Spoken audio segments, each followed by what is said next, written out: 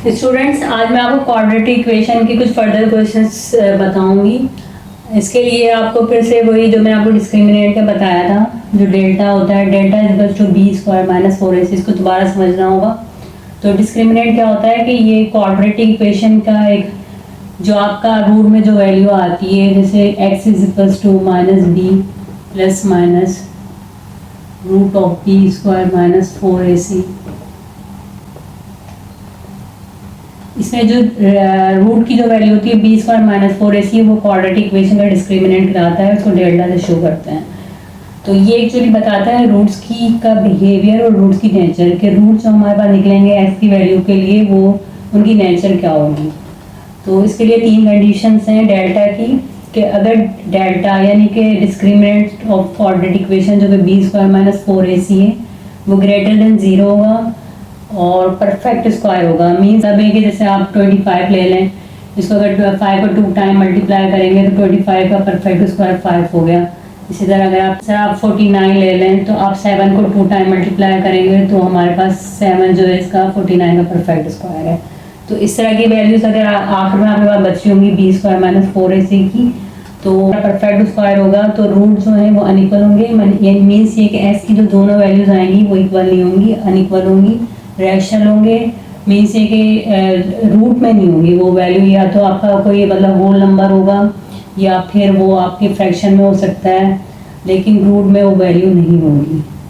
And वो number रियल्स होंगे, means रियल्स की कैटेगरी में होंगे। सिमिलरली अगर B square minus 4ac greater than 0 है, ऊपर भी ग्रेटर देन 0 था, नीचे भी ग्रेटर देन 0 है, लेकिन फर्क सिर्फ ये है कि ऊपर जो है वो आपका परफेक्ट स्क्वायर बनेगा और नीचे जो है आपका नोट का परफेक्ट स्क्वायर, वो परफेक्ट स्क्वायर नहीं होगा। जो भी वैल्यू अगर आपकी रूट में होगी, यानी कि वैल्यू जो भी आएगी वो आपकी रूट के अंदर होगी, तो उस वक्त जो आपके एस की जो वैल्यू आएगी, जो दोनों वैल्यूज आएंगी वो अनइक्वल होंगी, रेयर होंगी, इरेशनल होंगी। मीन्स ये कि वो रूट्स में होंगी, यानी आउट ऑफ रूट नहीं होगी। फ्रैक्शन में भी नहीं हो सकती, वो रूट में ही होगी, क्योंकि रैशनल वैल्यूज होती हैं इनको फ्रैक्शन में लिख सकते हैं, लेकिन इरेशनल को हम फ्रैक्शन में नहीं लिख सकते, ये ज़्यादातर रूट्स के अंदर ही होती हैं।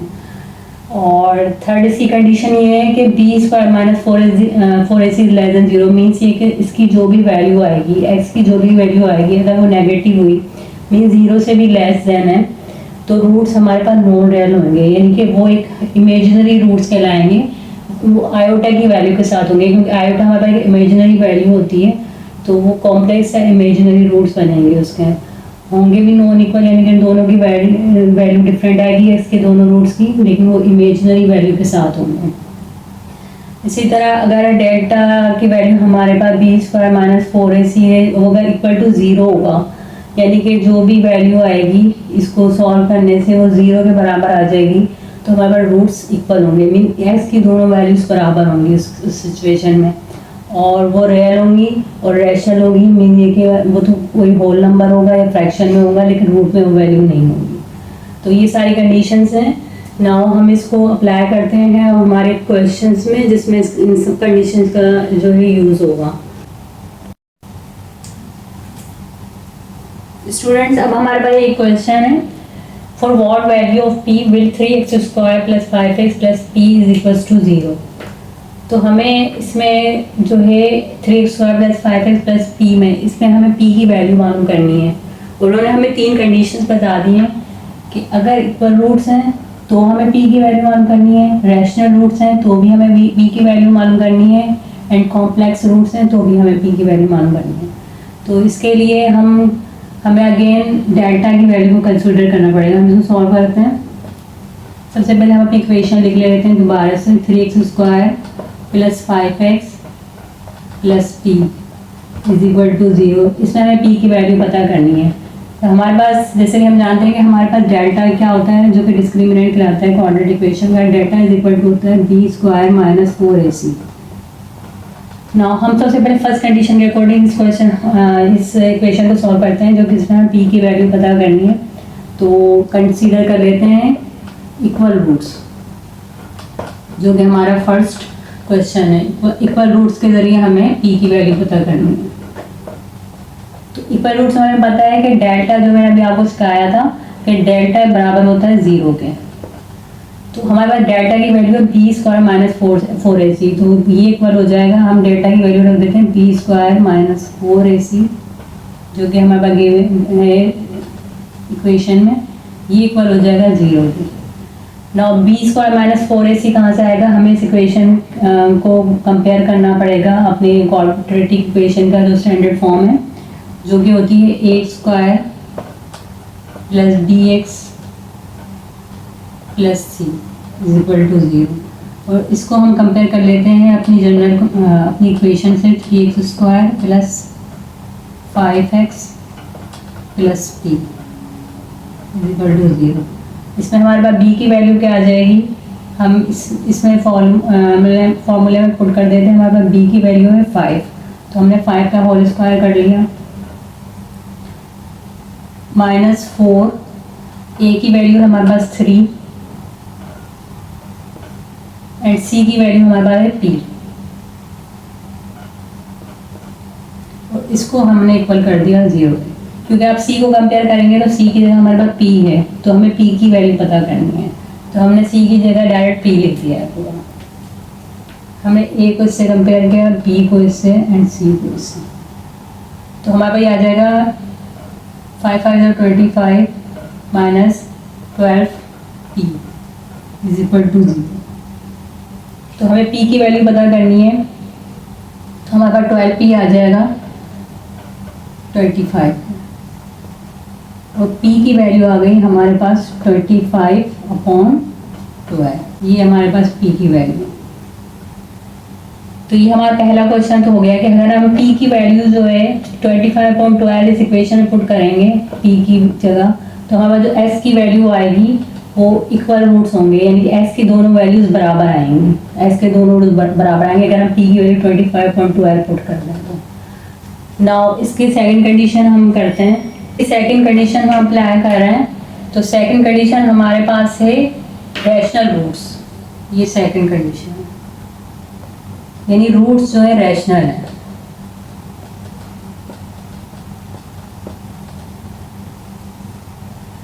तो रैशनल रूट्स के लिए हमारे पास डेल्टा क्या होता है, मैंने अभी आपको बताया था, डेल्टा ग्रेटर देन 0 होना चाहिए, डेल्टा ग्रेटर देन 0, और ये परफेक्ट स्क्वायर होना चाहिए रैशनल रूट्स के लिए। अगर परफेक्ट स्क्वायर नहीं है तो वो इरेशनल होगा।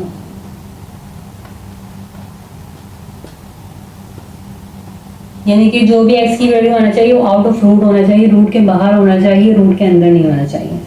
तो हम यहाँ पर कंसीडर कर लेते हैं, यहाँ तक तो इसकी सोल्यूशन वही होगा जो हमने पहले इसके पहले क्वेश्चन का कराया था, पहले इसके पार्ट का।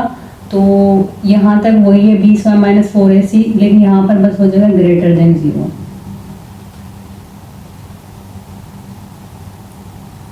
हमने वही अगेन इसकी वैल्यूज पुट करी और इक्वल की जगह हर जगह ग्रेटर देन 0 हो जाएगा। अब हम इसको सॉल्व कर लेते हैं। तो 5 5 ज़ा 25 माइनस 4 3 ज़ा 12 और p, ये हो जाएगा ग्रेटर देन 0।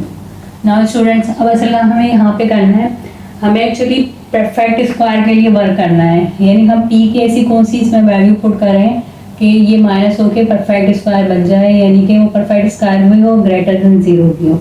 तो हम इसमें रैंडमली p की डिफरेंट वैल्यूज रख के देख सकते हैं। फॉर एग्जांपल अगर हम p की वैल्यू 0 पुट कर दें इस एक्सप्रेशन में, तो हमारे पास बन जाएगा पुट 0 एक्सप्रेशन नंबर 1। तो हमारे पास ये बन जाएगा 25 माइनस 12, p की वैल्यू में 0 पुट कर दी, ग्रेटर देन 0। ये हमारे पास ओनली 25 बच गया जो कि ग्रेटर देन 0 है। तो 25 ग्रेटर देन 0 भी है और एक परफेक्ट स्क्वायर भी है, यानी कि 5 को अगर 5 से मल्टीप्लाई कर दें तो हमारे पास ये 25 आ जाता है, और ये हमारे पास परफेक्ट स्क्वायर निकल के सामने आ जाएगा जो कि 5 आएगा, तो ग्रेटर देन 0। ये परफेक्ट स्क्वायर भी था 25 और ये ग्रेटर देन 0 भी है। तो हमारे पास ये कंडीशन फुल हो गई कि रैशनल रूट्स हैं, यानी कि अगर हम इस इक्वेशन में p की जगह 0 पुट कर दें तो हमारे पास जो भी s की वैल्यू आएगी, जो भी s के जो रूट्स आएंगे वो परफेक्ट स्क्वायर भी होगा, यानी कि आउट ऑफ रूट होगा, रूट के अंदर नहीं होगी इसकी वैल्यू x की, और दूसरा ये कि वो ग्रेटर देन 0 भी होगा, मीन्स ये रैशनल रूट्स बन के आएंगे इसके। ये हमारे पास एक वैल्यू आ गई। इसके अलावा आप पी की और भी वैल्यूज इसमें रख के देख सकते हैं। फॉर एग्जांपल मैं एक और वैल्यू इसमें रखती हूँ इसी सेम फार्मूला में, इसी सेम एक्सप्रेशन में मैं पी की वैल्यू पुट कर रही हूँ 2।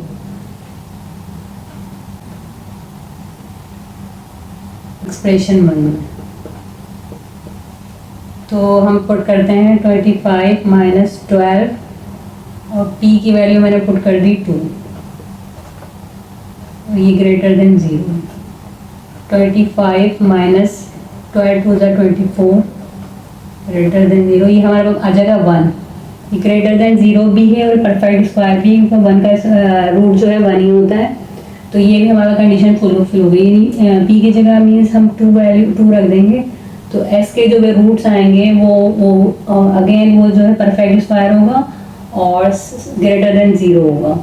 तो ये हमारे पास सेकंड कंडीशन भी इसकी फुलफिल हो गई है। हम एक और इसकी वैल्यू पुट करते हैं -2। हम -2 कर लेते हैं तो 12 2 ज़ा 24 अगेन, लेकिन माइनस माइनस प्लस हो जाएगा। और इसको हम सॉल्व कर लें, 25 में 24 को प्लस कर लें तो ये हमारे पास आ जाएगा 49।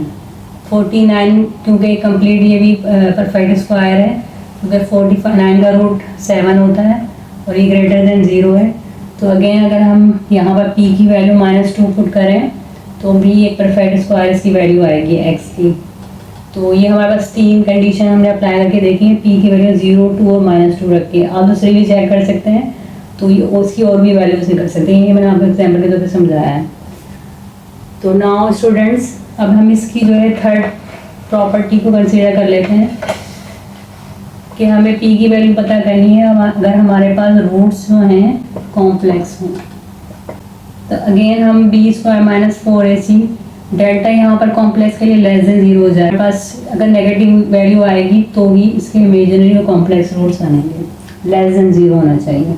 तो b² - 4ac less than 0, again इनकी वैल्यूज पुट कर देते हैं। हमारे पास b² है 5 का होल स्क्वायर माइनस 4, a की वैल्यू 3 है और c हमारे पास p है और ये लेस देन 0 होना चाहिए। 5 5 ज़ा 25 माइनस 4 3 ज़ा 12, p लेस देन 0।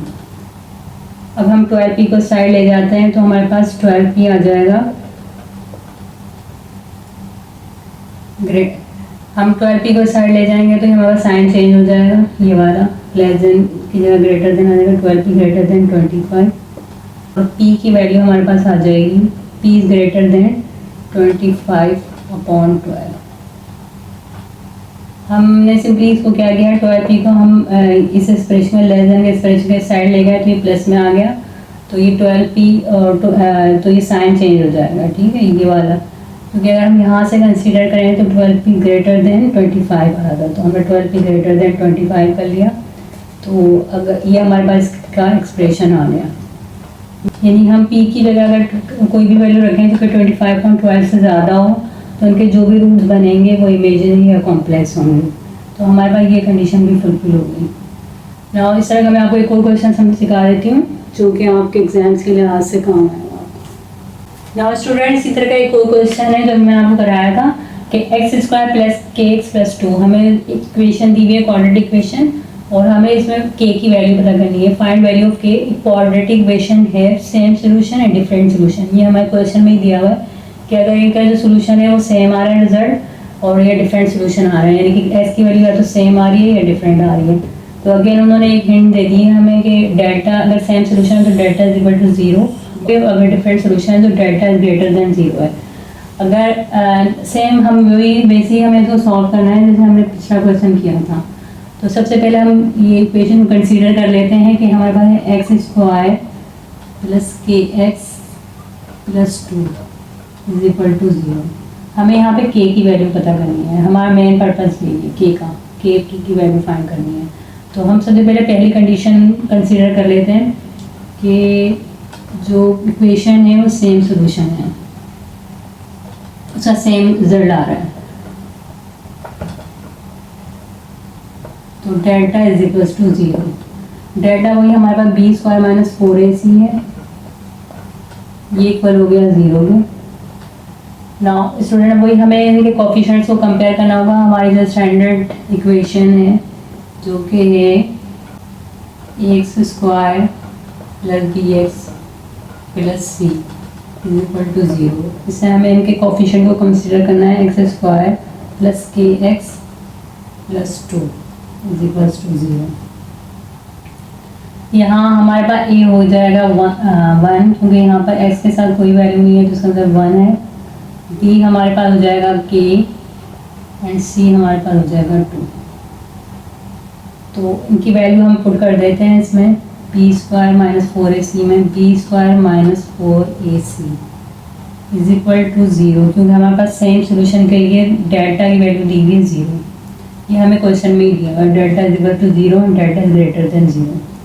तो बी स्क्वायर हमारे पास हो जाएगा के स्क्वायर माइनस 4 ए जो है हमारे पास 1 है एंड सी हमारे पास 2 है इज इक्वल टू 0।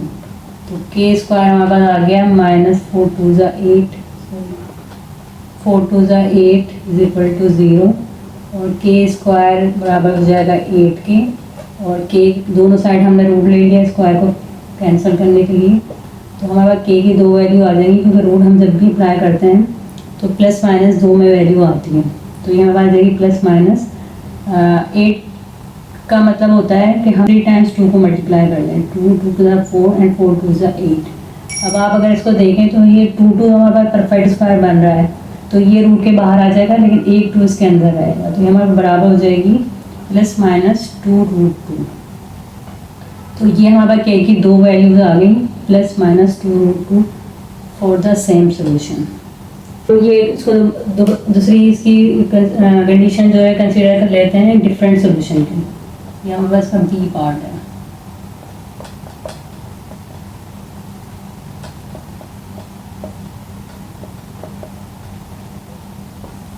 इसके लिए हमारे पास डेल्टा इज ग्रेटर देन 0 दिया हुआ है। हर जगह इसकी वैल्यू ग्रेटर देन 0 हो जाएगी। यहाँ ये इक्वेशन हमारा सेम रहेगी और वही हमने सब पुट किया B square minus 4ac greater than 0 हो जाएगा ग्रेटर देन 0 और वही हमारे पास वही के स्क्वायर माइनस 8 ग्रेटर देन 0 हो जाएगा और के स्क्वायर इज ग्रेटर देन 8 और के की वैल्यू अगेन हम जब इसका वो लेंगे स्क्वायर रूट तो के की हमारे पास 2 वैल्यू हो गई के इज ग्रेटर देन ये हमारे पास आ जाएगा 2 रूट 2। तो के की हमारे पास 2 वैल्यू आ जाएंगी जो कि है प्लस 2 रूट 2 ग्रेटर देन होगा and K is greater than minus 2 root 2। Student यहाँ पर जब भी आप माइनस में कोई वैल्यू रखेंगे तो ये वैल्यूज की ये वाला ग्रेटर देन का साइन चेंज हो जाएगा ये लेस देन हो जाएगा। यानी आप रूट की माइनस की वैल्यू लिखेंगे तो ये ग्रेटर देन की जगह लेस देन आ जाएगा। तो हमारे पास 2 वैल्यूज आ जाएंगी एक तो plus 2 root 2 K is greater than plus 2 root 2 and K is less than minus 2 root 2। तो ये हमारे पास का आंसर है। ना इसी तरह का मैं आपको एक फर्दर क्वेश्चन समझा देती हूँ ताकि आपको सारा कॉन्सेप्ट इसका क्लियर हो जाए। नाउ स्टूडेंट अगेन इसमें हमें m की वैल्यू पता करनी है। हमारा इक्वेशन है 9x square plus mx plus 16 is equal to 0। हमें find the value of m for equal roots. Again हमें कंडीशन दी गई है कि रूट्स इक्वल हैं तो हमें m की वैल्यू पता करनी है। तो अगेन हमें सिर्फ डेल्टा की वैल्यू पुट करनी है इसमें जो कि इक्वल टू 0 है। तो ये तो बहुत ही सिंपल क्वेश्चन है। तो हम सबसे पहले कंसिडर कर लेते हैं फॉर इक्वल रूट्स।